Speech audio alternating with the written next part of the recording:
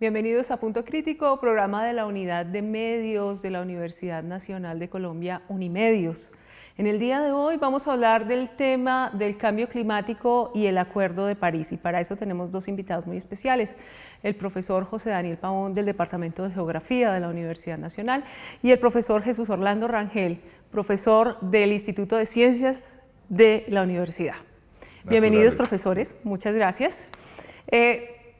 El cambio climático es un tema que está hoy a la orden del día y especialmente en los medios de comunicación cada vez que nos enfrentamos a todos estos devastaciones y desastres como los huracanes, como los terremotos y demás.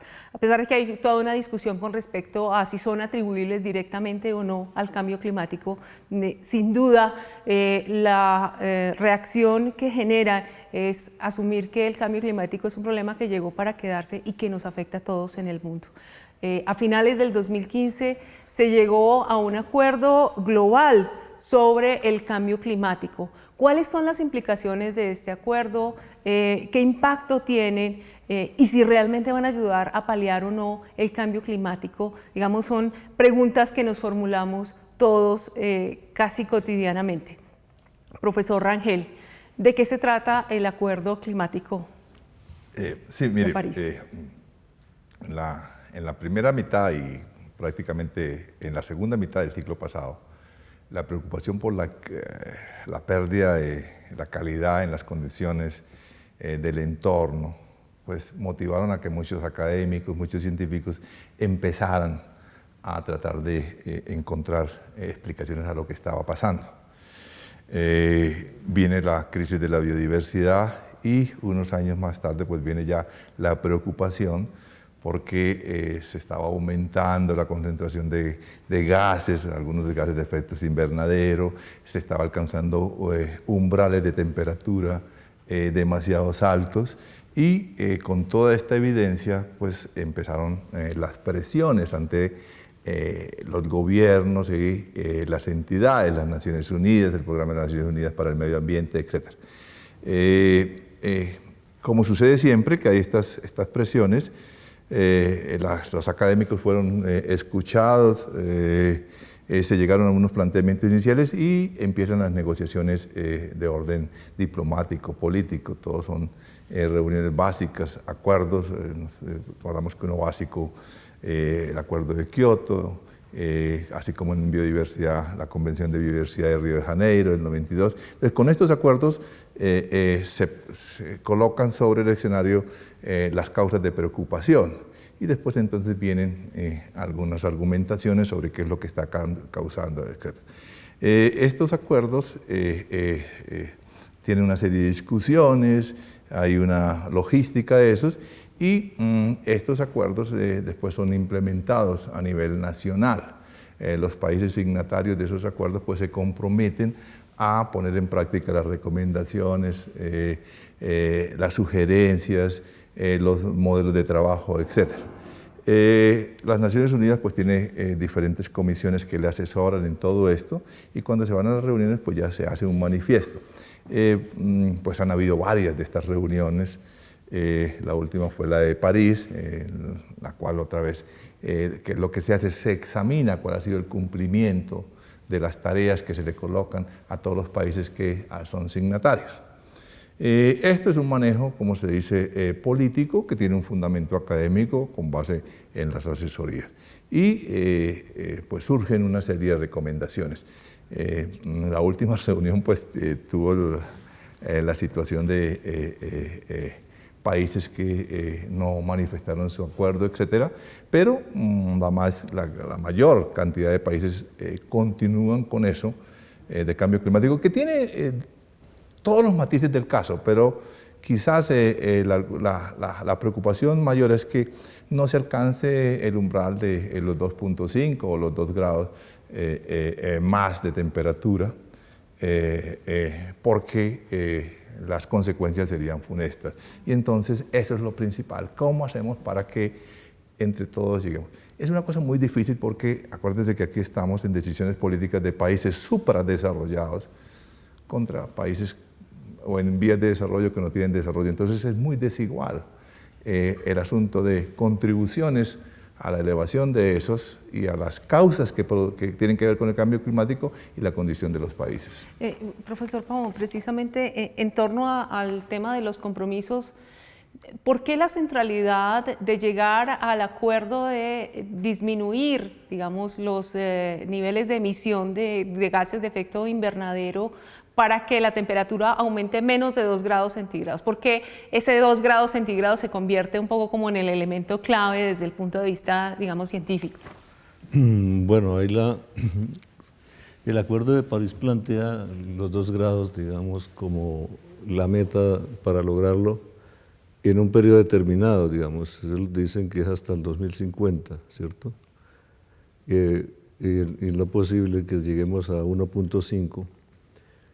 Ahí hay inclusive yo escribí un artículo sobre eso, que hay duda de que nosotros podamos cumplir eso, inclusive los 2 grados, porque hacia el 2050 ya como vamos, pasamos esos 2 grados, si es que lo están contando desde la época preindustrial.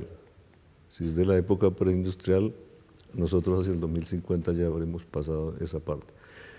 Pero bueno, ¿por qué se toma esa meta? Digamos, la idea es que el clima, digamos, es de alguna manera regulador de diversos aspectos en el sistema planetario y, digamos, también en los territorios, viendo un territorio como la parte biofísica y socioeconómica en interacción allí. Entonces, en la medida como se den cambios, digamos, de 3 o 4 grados, supongamos que si es un cambio de 5 grados para un territorio aquí en Colombia, eso implicaría un ascenso de los pisos bioclimáticos de aproximadamente casi 1 kilómetro, ¿cierto? Y eso traería, digamos, implicaciones muy fuertes.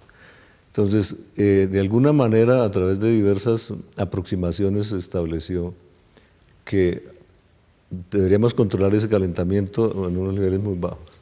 Entonces viene allí, el Acuerdo de París es, en primer lugar, se ponen unos planteamientos desde el punto de vista científico y, digamos, hay unas aproximaciones ya políticas para lograr eso. Pero el planteamiento científico es que por encima de los 2 grados,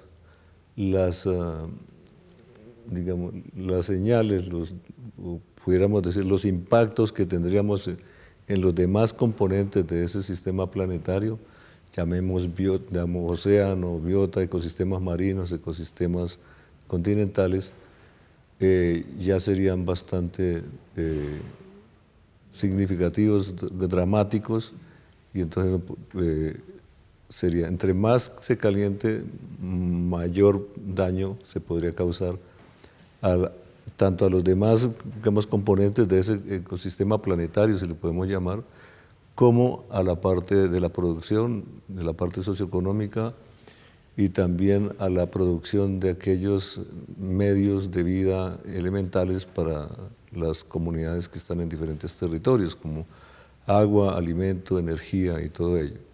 Entonces ahí es donde hay, digamos, la meta de los 2 es en la medida que suba un poco más, hubieran sido 2.2, en principio es arbitraria, digamos, pero en promedio se puede llegar hasta 2, preferiblemente se dice allí que sea 1.5, con 1.5 ahí sí pues, se aseguraría pues que los impactos no fueran tan dramáticos. Sí, mire, cuando se acuñó el término cambio climático, pues prácticamente hubo la revolución, ¿no? La confusión, y creo que todavía permanece. En paleoecología siempre hablamos de cambio climático, pero era cambio de clima, solamente del clima. Cambió el clima, se hizo más frío, o llovió más, o llovió menos, aumentó la temperatura, aumentó. Pero el nivel de resolución que tenemos en la mayoría de las ciencias actuales es un nivel amplio, de centurias o de miles de años. Entonces no tenemos un nivel de resolución de décadas o cada 5 años o cada 3 años. Ese es el gran dilema, ¿okay? Que no tenemos la información suficiente del pasado. Porque en ciencia solamente hay pasado y hay presente, futuro no hay en ciencia. Entonces, para nosotros saber qué nos puede pasar, necesitamos conocer el pasado. Pero entonces, ese nivel de información del pasado no lo tenemos al nivel de resolución que necesitamos actualmente. Ese es el gran dilema. Entonces, hemos dicho, bueno, el asunto es que con la gran emisión, especialmente de gases de efecto invernadero, y la gran emisión de radiación debido a los procesos industriales en los países adelantados, y ahora hablaremos de cuál es el papel de Colombia, por ejemplo, como país que no tiene industria, que no tiene adelanto, que no es desarrollado, pero tiene un factor dramático que es la deforestación. Y entonces la deforestación hace que también aumenten las emisiones y aumenten otra serie de factores. Entonces los países desarrollados dicen, bueno, lo que preocupamos es que hay que reconvertir industria, esas son metas que se han fijado. Hay que tener prácticas limpias, etcétera, etcétera, y se van implementando, y con eso se reduce la cantidad de aporte. Pero el asunto básicamente es que hay una máxima. Mire, todo lo que puede pasar por el cambio climático ya nos pasó. Por ejemplo, en el caso de Colombia, nosotros tenemos documentado que nos ha pasado en la historia nuestra desde hace 60 millones de años bastante bien, gracias a los esfuerzos de mucha gente, nuestros profesores, profesor Van der Ham en su escuela, sabemos qué pasó. Pero eran condiciones de cambio globales, es decir, cambios por causas naturales. ¿Y qué pasa en las condiciones de cambio globales?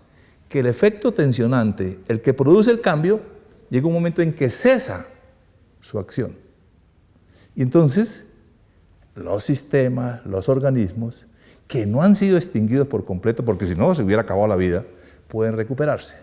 Pero en la situación actual, en que son los gobiernos y son los países supradesarrollados los que tienen que tomar decisiones que les afectan su problema económico, no se ha logrado el consenso. Y por eso vemos que los Estados Unidos da un portazo, dice, el cambio climático no es una cosa comprobada científicamente, entonces nosotros ¿por qué vamos a reducir nuestra producción? Nosotros ¿por qué vamos a dejar cesante un poco de gente? Nosotros ¿por qué vamos a quitar subsidios? Nosotros ¿por qué vamos a dejar de explotar el carbón? Entonces vea usted que ahí está la paradoja. Sabemos que con la situación actual, como estamos desarrollando, estamos elevando los umbrales porque se está haciendo mucho más rápido que como era en la naturaleza. Pero ¿quién le pone el control a eso? En los cambios globales es la misma, el Sol, los procesos de explosiones solares, los cambios orbitales, todo eso, llegan y se reacomodan y cesa el efecto. El caso que citaba el profesor Daniel Paul, mire, Bogotá es el lecho de un lago, la buena parte, y tenemos unas montañas que van hasta 3.200 metros, 3.100, y en algunas partes hasta 3.900 de la cuenca. Y en buena parte de una época que se llama el Pleistoceno, hace 16.000, 18.000 años, por ejemplo, el hielo estuvo al borde de aquí, de la carrera segunda, en el borde de la sabana, estuvo el hielo. Entonces se produce un cambio muy fuerte, ¿verdad? Descendió la temperatura. Pero eso cesó, y entonces se recuperó el ambiente. El dilema de la situación del cambio climático es que ¿cómo logramos el consenso político para que los que tienen más en un momento sepan que tienen que disminuir las cosas? Y en el caso de Colombia, ¿cómo logramos para convencer a los organismos ambientales que lo fundamental es que no avancemos en la deforestación ni en la contaminación de nuestros sistemas acuáticos, que son la fuente de nuestra contribución al cambio climático? Profesor Pavón, precisamente lo mencionaba ya el profesor Rangel, hay todo un debate político, sobre todo suscitado por la posición del gobierno Trump, que anuncia que se retira del Acuerdo de París, y sobre todo un país que es el segundo contaminador del mundo, del planeta, con una posición política negacionista, según la cual el cambio climático, digamos, no existiría o no sería el resultado de la acción humana. ¿Efectivamente hay este debate en términos científicos o es solamente, digamos, la posición de los políticos? Los científicos hoy en día están discutiendo si el cambio climático se está produciendo y si es por causas humanas o eso ya está establecido y hay un consenso en torno a eso. Bueno, sobre eso hay varias, hay como... Es un poco variopinta la situación. Tenemos, pues hasta hace unas décadas existían los escépticos del calentamiento global que decían que no se estaba calentando nada. después ya se dieron cuenta que sí se estaba calentando. Después atribuyeron que eso era solamente a los procesos naturales, que hay un proceso natural, ciclos en la energía solar que ingresa al planeta, ciclos dentro del sistema Tierra. Pero ya después aceptaron, digamos, decían que era natural y que la actividad humana no estaba incidiendo en ello. Entonces ya después quedó demostrado que ya, digamos, por finales de los 90, comienzos del 2000, de manera contundente ya se señala la parte que le corresponde a la actividad humana en generar ese calentamiento. Digamos, eso está a través de modelamiento y de otras formas de... Entonces los escépticos del cambio climático no tendrían del calentamiento global y el cambio climático no tendrían argumentos, pero ahora hay un argumento de esos escépticos que lo que plantean es que en los modelos climáticos con los que se hacen las proyecciones hacia el futuro se tiene magnificado el efecto de los gases de efecto invernadero, particularmente del dióxido de carbono. Entonces todavía hay discusión desde el punto de vista académico y hay discusión, por ejemplo, el profesor Richard Lindzen del MIT es uno de los que sostiene esto y ha escrito un montón de papers en revistas Syntex sobre el tema, pero pues es el profesor Lindzen, que es una autoridad en la parte de física de la atmósfera y todo.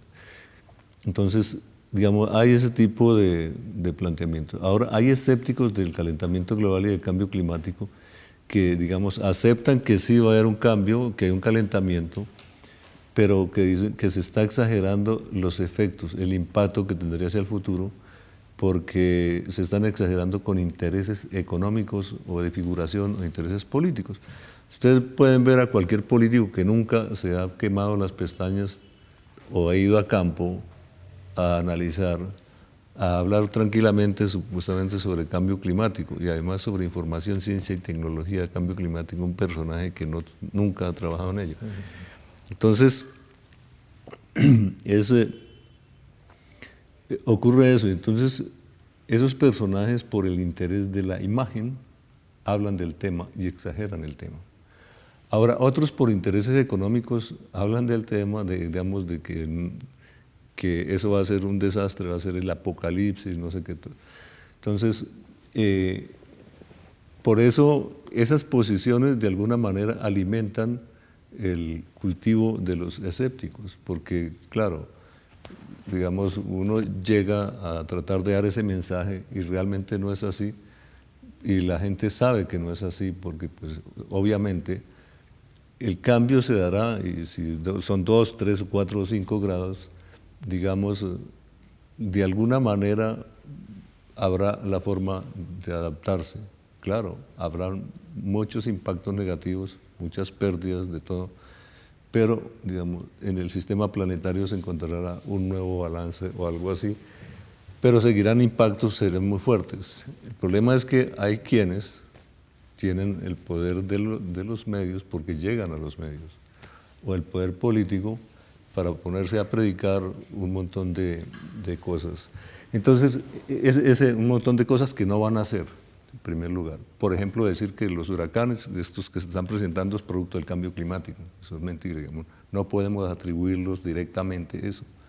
Cambio climático y fenómenos meteorológicos extremos como estos, digamos, son diferentes, aunque están muy relacionados. Y obviamente el cambio climático debe estar incidiendo, pero no es posible aún atribuirle en qué sentido, si está aumentando la frecuencia y la intensidad o está disminuyendo, es difícil atribuirle. Entonces aparece este tipo de cosas y eso alimenta a los escépticos y alimenta a aquellos grupos que por intereses económicos tienen que plantear que no, que digamos es una farsa, como lo dice Trump, y todo ello, pero ¿cuál es el interés que ellos tienen?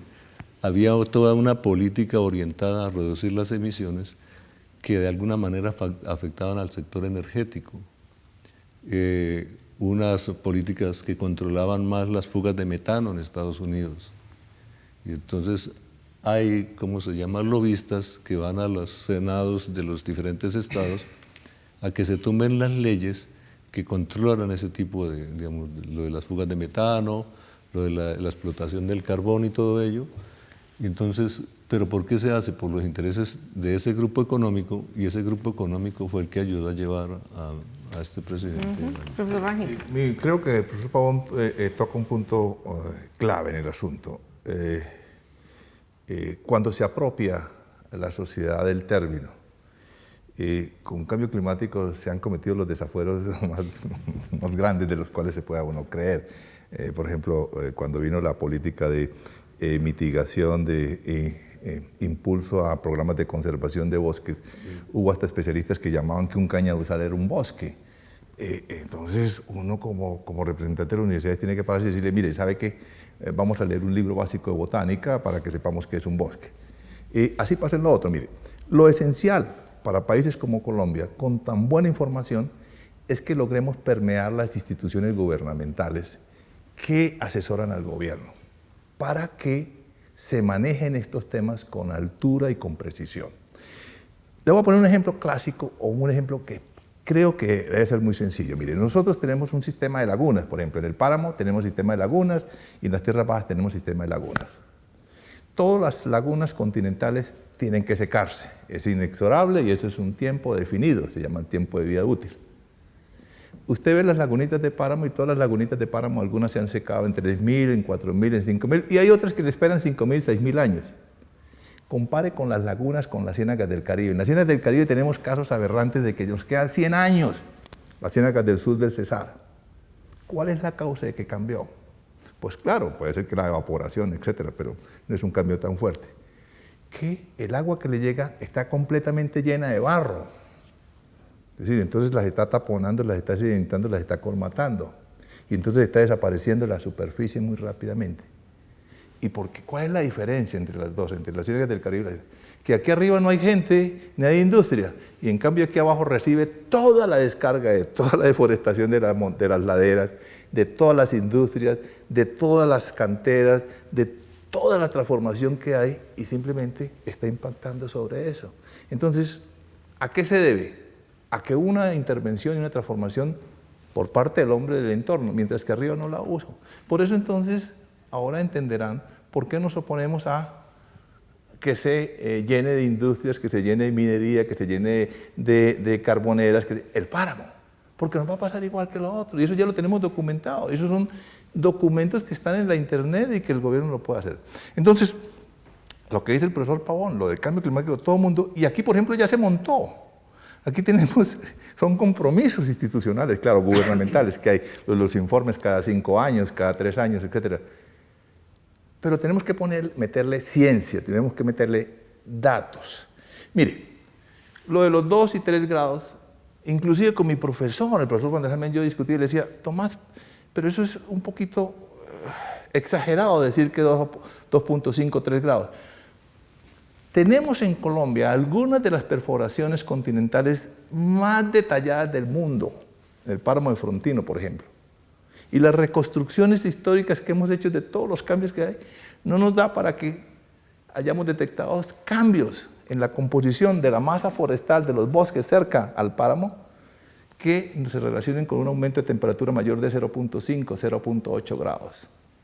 Entonces es dramático. Yo pienso que a veces, como también dicen algunos colegas, hay que poner las cosas a veces también dramáticas porque si no la gente no la entiende. Y si uno le dice a la gente que va a dejar de tener agua un poquito, pues la gente sigue gastando, pero si dice no va a tener ni siquiera con qué cocinar, entonces la gente sí ya se motiva. Entonces se manejan eso. Pero vuelvo y insisto, mire, necesitamos información. Información para que expertos puedan modelar. Pero si nosotros seguimos repitiendo lo que dice la otra gente, pues no vamos a avanzar. Y entonces vamos a gastar mucha plata en un país tan pobre como este, en elaborar documentos que no tienen nada fuerte de base. Nosotros necesitamos saber cómo puede ser la fluctuación de la línea de costa en el Caribe y en el Pacífico, y para eso tenemos los especialistas, pero necesitamos un poco de apoyo económico para hacerlo, para que sepamos en los últimos 200 años qué ha pasado. Sabemos con exactitud qué ha pasado en 5.000 años, los últimos 5.000 años, pero con unas escalas de cientos de años. No la tenemos. Y ya hay metodologías para hacerlo eso. Entonces necesitamos sensibilizar a las entidades gubernamentales para que se quiten un poquito esa faja que tienen aquí que les impide ver que para un país como Colombia las amenazas por esta situación global hay que enfrentarlas de acuerdo con la información que tenemos y de acuerdo con nuestro desarrollo. Como vemos, la academia tiene mucho que decirle a las agencias gubernamentales, al Estado, para ayudar a conformar esas agendas políticas en torno al tema del cambio climático desde nuestra especificidad y nuestras necesidades. Les agradecemos mucho a los profesores invitados hoy y a ustedes los esperamos para nuestra próxima emisión. Gracias.